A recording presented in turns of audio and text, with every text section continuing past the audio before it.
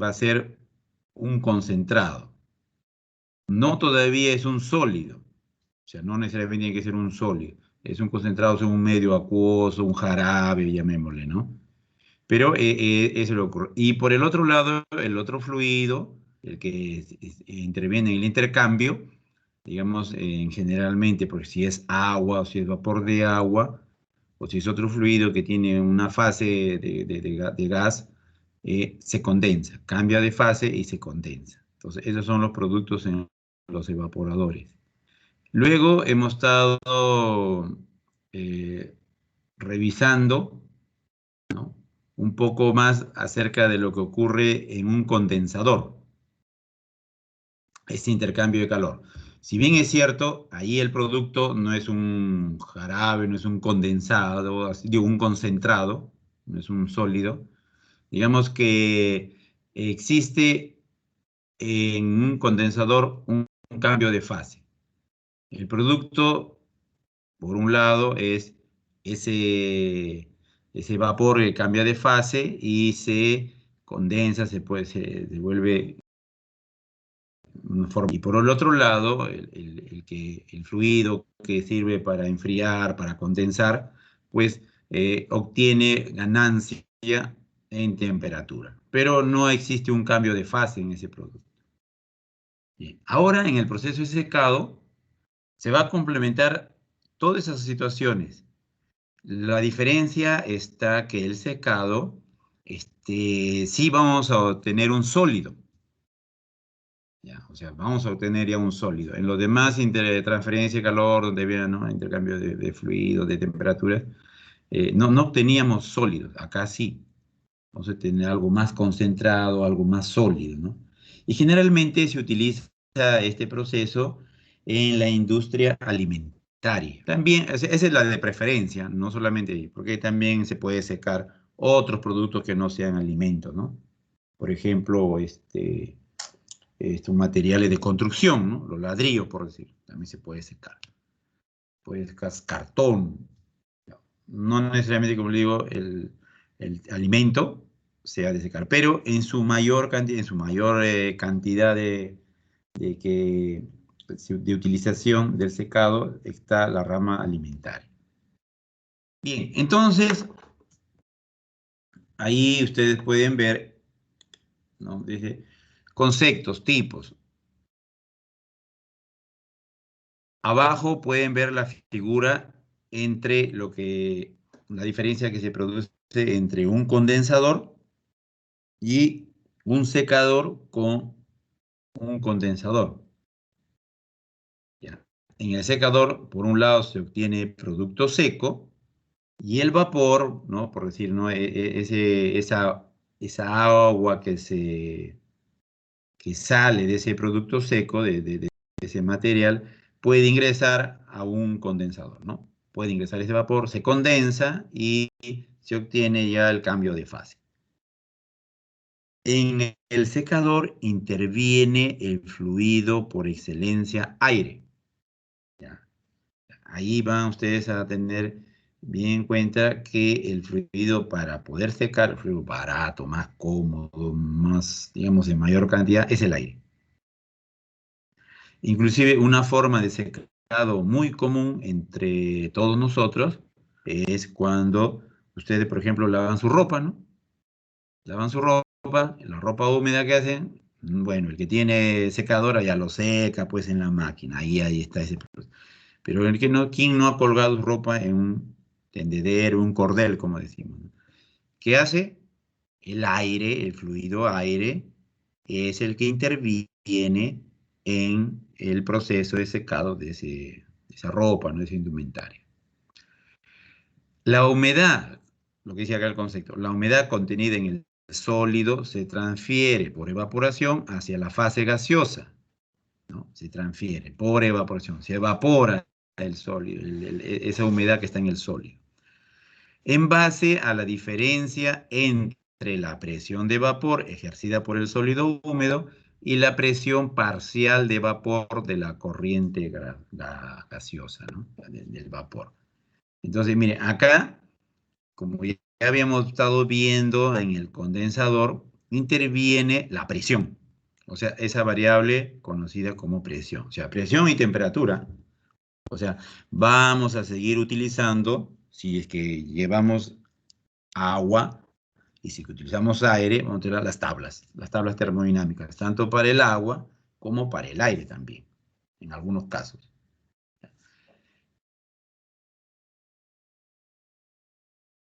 Si la materia prima es un líquido con materia disuelta o en suspensión, el proceso se denomina evaporación.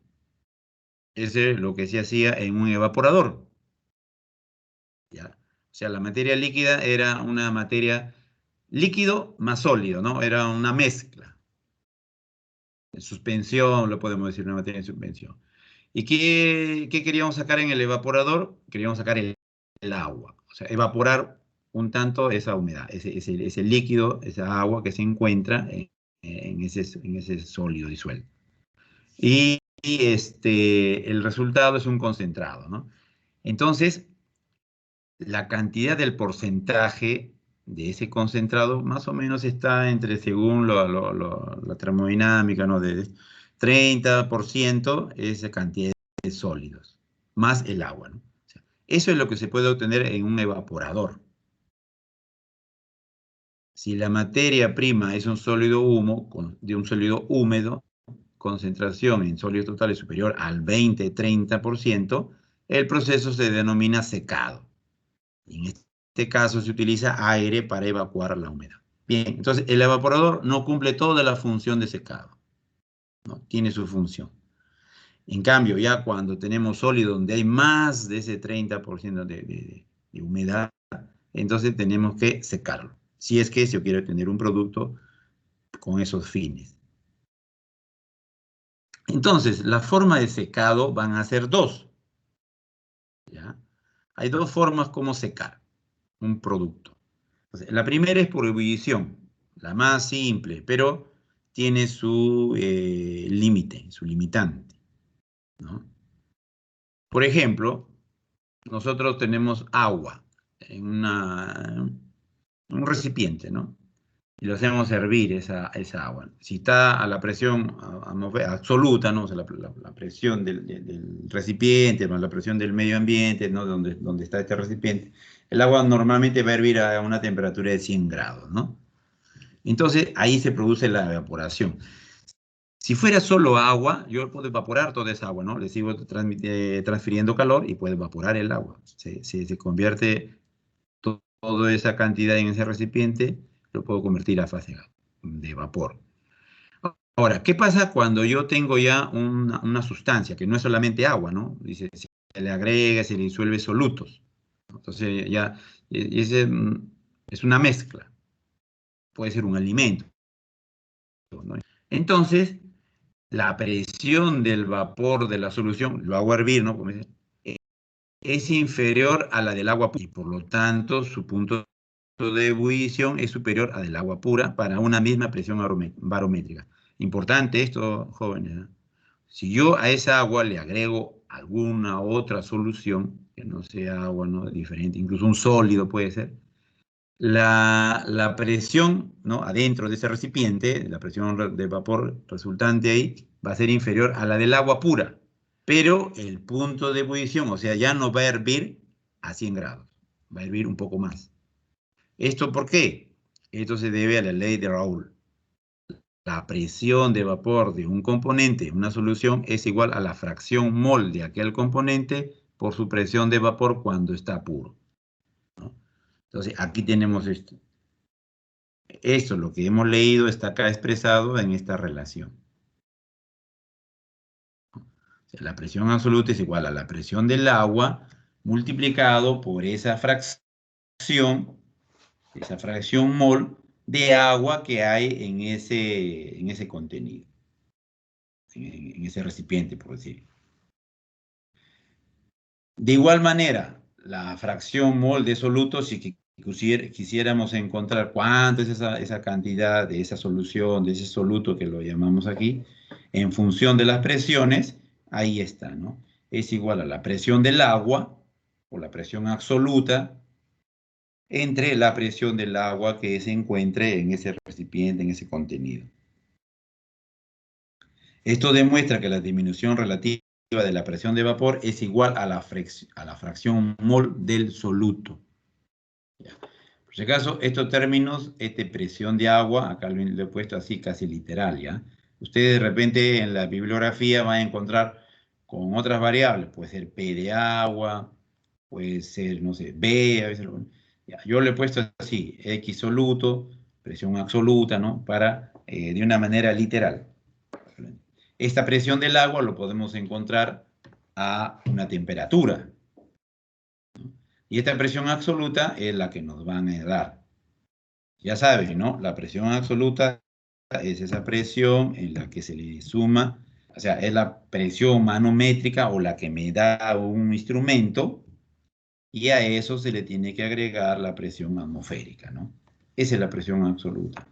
En los procesos térmicos, generalmente vamos a trabajar con las presiones manométricas, ¿no? O sea, la presión que ocurre adentro del equipo. En otros casos sí vamos a trabajar con una presión absoluta, ¿no? Hay que sumarle la presión atmosférica. Pero en este caso de secado, sí tenemos que tener muy en cuenta este término. Entonces, esta es la primera forma de secado. ¿Qué hago? Un recipiente, ya sea un alimento, ya sea una solución. En otras palabras, lo hago hervir y lo elimino el agua y me va a quedar la solución, el concentrado, ¿no? Entonces, ¿quién me lo da esa transferencia de calor para que se convierta para obtener ese concentrado? Bueno, el calor latente de evaporación que yo le voy a proporcionar. La transferencia de calor se da por conducción, ¿no? Entre la superficie caliente que está en contacto con el elemento, ya sea con el elemento o con otra sustancia, por radiación, ¿no? Cuando existe generación interna de calor en el elemento debido a una exposición de rayos infrarrojos, microondas o calentamiento dieléctrico. Generalmente, esta radiación, en algunos de los casos lo vamos a, digamos, no lo vamos a considerar, pero sí existe la radiación, ¿eh? Y eso es un calor a veces muy importante, de repente más que la convección, ¿no? En el secado sí, por ejemplo, el secado solar, ¿no? Ustedes que han visto ahí un secador solar, ¿no? Ahí en ese equipo existe la transferencia de calor por radiación. Es abundante, ¿no? Es abundante. Por ejemplo, aquí habla de un rayo infrarrojo, un calentamiento de eléctrico, una cocina, ¿no? Una cocina eléctrica o un microondas, ya por excelencia, ¿no? Esos generan calor por radiación. Y la convención es entre el alimento y un medio de calentamiento como vapor de agua sobrecalentado o un aceite caliente, ¿no? Esos dos fluidos, entre esos dos fluidos es que se transfiere el calor por convección. Pero acá tenemos un problemita con la primera forma de secado por ebullición. Para secar un elemento, dice, es necesario llevar este elemento a la temperatura de ebullición del agua, porque lo que queremos es evaporar el agua, pues, ¿no? Entonces, ¿a cuánto hierve el agua? A 100 grados. O sea, hay que primero llevarlo a 100 grados y luego ahí esperar un tiempo T hasta que toda la última molécula de forma líquida se transfiera o se convierta en vapor. ¿Y qué me quedaría? Me quedaría el sólido, ¿no? La masa, el soluto. Pero ¿cuál es el problema? El problema es que si se tratase de alimentos, la mayoría de ellos a más de 100 grados ya se degrada. Ya se degrada, ya se convierte en todo menos alimento, ¿no? O de repente ya poquísimo alimento, ¿no? Ya las proteínas, los componentes internos de ese alimento se perjudica, se transforma. Entonces, este secado por ebullición no es, digamos, muy recomendable cuando se trata de alimentos. Aunque a veces, por ejemplo, en nuestras casas, alguien por ahí ha realizado, ¿no? Alguna vez, ¿no? Alguien ha realizado. Pero hay que tener cuidado, como digo, los alimentos no soportan la alta temperatura. Entonces, existe otra forma de secado, por arrastre, ¿ya?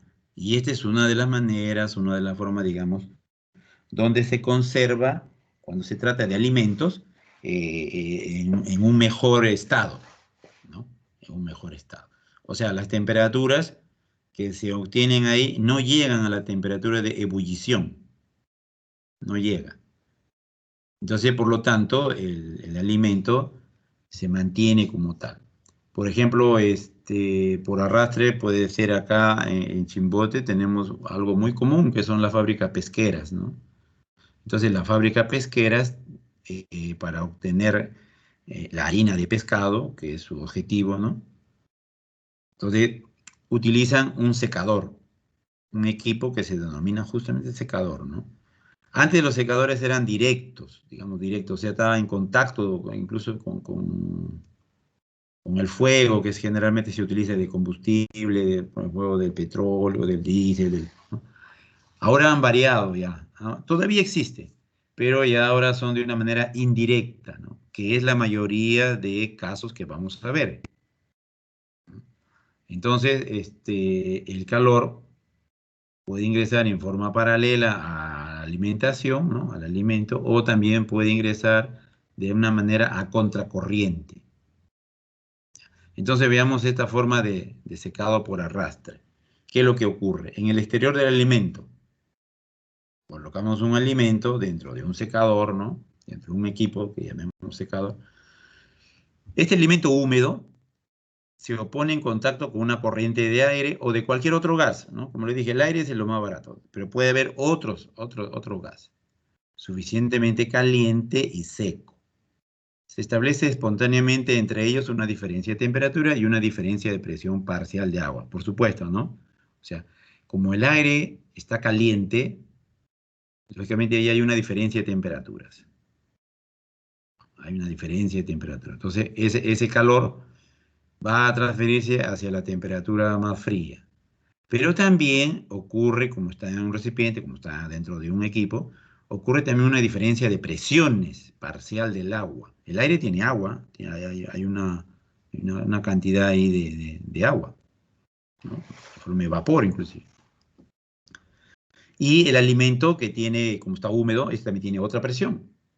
Entonces, esa diferencia de presiones también origina, como hemos visto, ¿no? Origina esa evaporación y ayuda en el proceso de secado. ¿Cuál es el resultado en el exterior del alimento? Transferencia simultánea de calor y masa entre el gas, el vapor y el alimento. Aquí empleamos el término, agregamos a lo que es la transferencia de calor, agregamos masa. ¿Cuál es la masa que interviene ahí, o sea, que como transferencia, ¿no? Que se transfiere? La humedad, el agua. O sea, la humedad, el agua que se encuentra en el alimento se transfiere hacia el aire, ¿no? Y el aire es el que se lleva, vamos a decir no, esa palabra, se lleva ese agua, esa humedad, entre comillas, que nosotros decimos, de ese alimento. La transferencia de calor ocurre desde el aire hacia el alimento, ya que la temperatura del alimento es inferior a la del aire, lo que les dije, ¿no? El mayor contenido de humedad en el alimento hace que la presión parcial de agua en él sea mayor que en el aire. Ojo, ahí está. Esto es importante. Donde hay mayor presión parcial es en el alimento. ¿Por qué? Porque hay un mayor contenido de humedad, de agua. Entonces vamos a ver que aquí esta palabra humedad lo vamos a ver en estas 2 semanas una buena cantidad de veces.